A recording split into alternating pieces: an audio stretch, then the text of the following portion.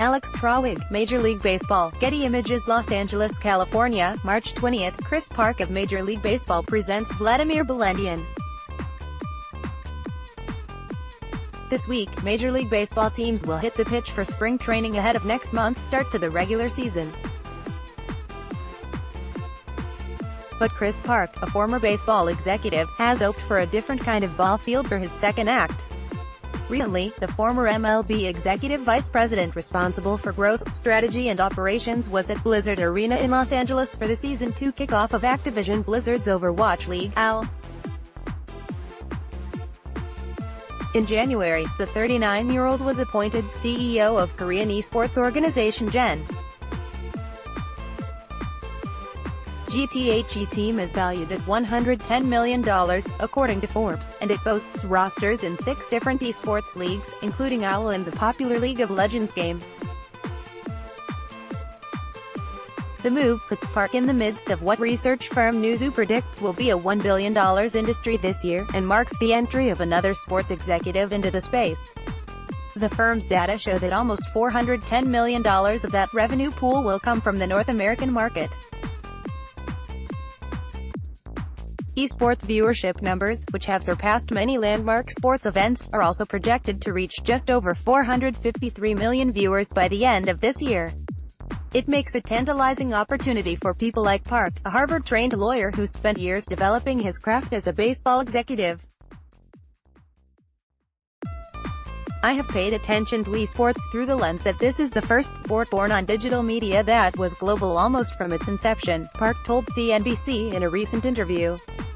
It's probably the closest thing we've seen to a user-generated sport, a member of Gen. G's League of Legends team practices ahead of a match.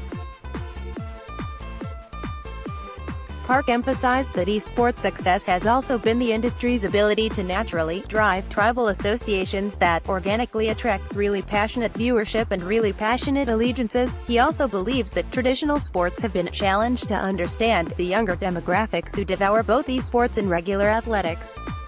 A big part of that, says Park, has come from a changing media entertainment landscape where content creation, competitors and influencers have converged. That in turn has led to what Park said is a breakdown in many of the business models traditionally adopted by sports leagues and media brands. Fans, influencers and athletes were discrete categories of people, and that's just not the case in this world, he explained. Every day on Twitch really challenges those distinctions and those categories. It creates incredible interactivity which is just tailor-made for social media today, he added. I think that is clearly what the next stage or level of high-quality content is going to be, and there are a lot of different ramifications of that across the business. A number of former executives in traditional sports are making the jump into the electronic version. Yet Park explained that the space still needs participants whose experiences are mainly shaped by the esports experience, which is necessary for its continued growth and development. Park doesn't believe the esports industry will follow much of a textbook approach to growth. Consequently, much of its future will depend on a combined effort to mature the industry, which in many aspects diverges wildly from traditional business models. The rapid growth of the sector is both so compelling and complicated, it also creates opportunities for organizations to work together to figure things out, he told CNBC. That's harder to do in a 200-year-old league where franchises have already established their lanes and rivalries, and the surrounding ecosystem is already cordoned off by rights holders who don't ever really veer off of their core, he added. Park stressed that cooperation is necessary, given how quickly the esports scene can change.